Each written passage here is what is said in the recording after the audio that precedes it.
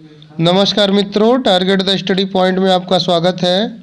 हम आशा करते हैं आप लोग बेहतर होंगे और आपकी तैयारी अच्छी चल रही होगी। मित्रों, आज हम यूपी ट्रिपल एससी की पूर्व की परीक्षाओं में पूछे हुए महत्वपूर्ण प्रश्नों को देखेंगे, जो आपकी आने वाली परीक्षा के लिए निश्चित रूप से बहुत ही उपयोगी होगा। तो आइए हम देखते हैं, बुलंद दरवाज़ा कब और किसकी स्मृति में बनवाया गया था।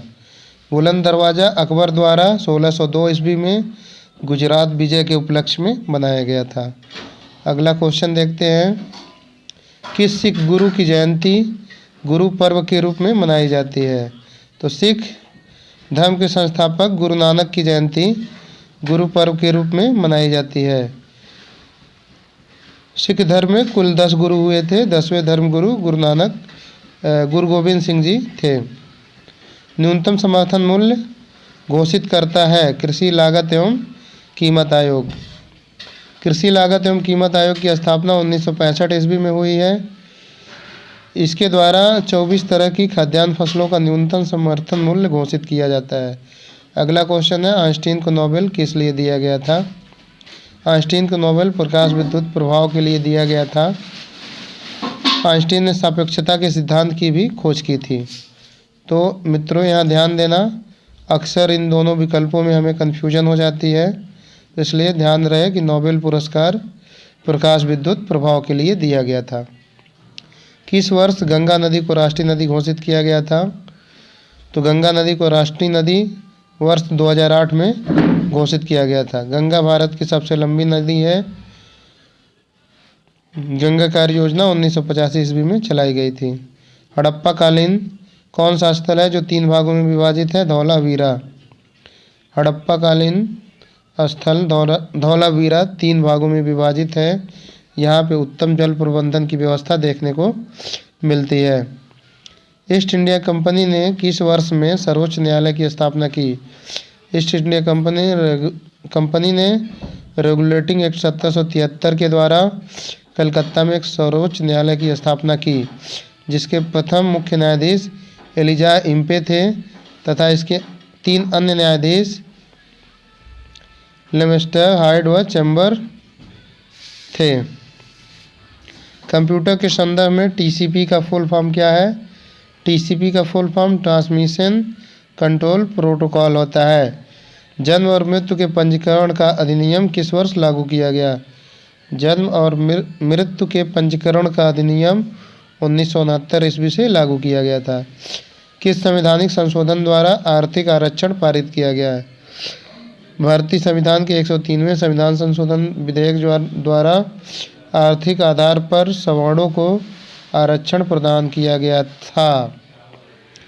अगला क्वेश्चन हम देखेंगे, उत्तर प्रदेश का सर्वाधिक साक्षर जनपद कौन सा है। गौतम बुद्ध नगर। इसके बाद कानपुर आता है। बनारस हिंदू विश्वविद्यालय किस वर्ष स्थापित किया गया था। 4 जनवरी 1916 ईस्वी को। इसकी स्थापना मदन मोहन मालवीय द्वारा किया गया था। उत्तर प्रदेश का राजकीय पुष्प क्या है। पलाश। राजकीय पक्षी क्या है। सारस या क्रोंच। उत्तर प्रदेश में दुमपुख्त किस लिए लोकप्रिय है। दुमपुख्त मांसाहारी व्यंजन बनाने की लखनवी विधि है। उत्तर प्रदेश के किस शहर को सिरेमिक सिटी कहा जाता है। खुर्जा को सिरेमिक सिटी कहा जाता है। यूपी का कौन सा शहर लाल मिट्टी के सजावटी बर्तनों के लिए जाना जाता है। चुनार। संयुक्त बैठक का प्रावधान किस अनुच्छेद में किया गया है। भारतीय संविधान के अनुच्छेद 108 में संयुक्त बैठक का प्रावधान किया गया है, जिसके अंतर्गत संयुक्त बैठक राष्ट्रपति द्वारा बुलाई जाती है तथा इसकी अध्यक्षता लोकसभा अध्यक्ष के द्वारा की जाती है। अगला क्वेश्चन हम देखेंगे, भगत सिंह सुखदेव राजगुरु को फांसी की सज़ा कब दी गई। 23 मार्च 1931 ईस्वी को। मार्ली मिंटो सुधार अधिनियम कब लाया गया। 1909 ईस्वी में। मार्ली मिंटो सुधार अधिनियम 1909 ईस्वी में लाया गया था, जिसके अंतर्गत मुस्लिमों को अलग प्रतिनिधित्व प्रदान किए जाने का प्रावधान था। डॉक्टर राजेंद्र प्रसाद ने इसे भारतीय विभाजन का बीज कहा। हमारे शरीर को एमिनो एसिड प्राप्त होता है प्रोटीन से। हमारे शरीर को एमिनो एसिड प्रोटीन से प्राप्त होता है, मनुष्य के शरीर में 20 तरह के अमीनो एसिड पाए जाते हैं जिनका निर्माण प्रोटीन के द्वारा होता है। खाना बनाते समय कौन सा विटामिन नष्ट हो जाता है? Vitamin C. खाना बनाते समय विटामिन सी नष्ट हो जाता है। विटामिन सी का रासायनिक नाम एस्कॉर्बिक एसिड होता है।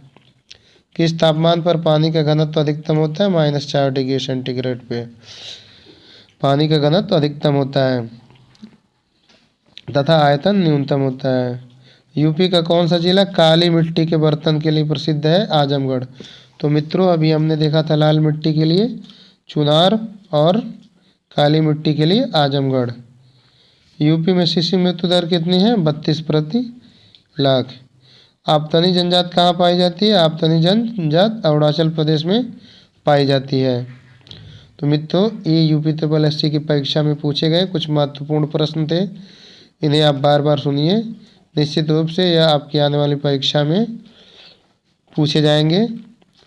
ठीक है मित्रों, दी गई जानकारी अच्छी लगे तो पोस्ट को लाइक करें तथा चैनल को सब्सक्राइब करें। धन्यवाद मित्रों।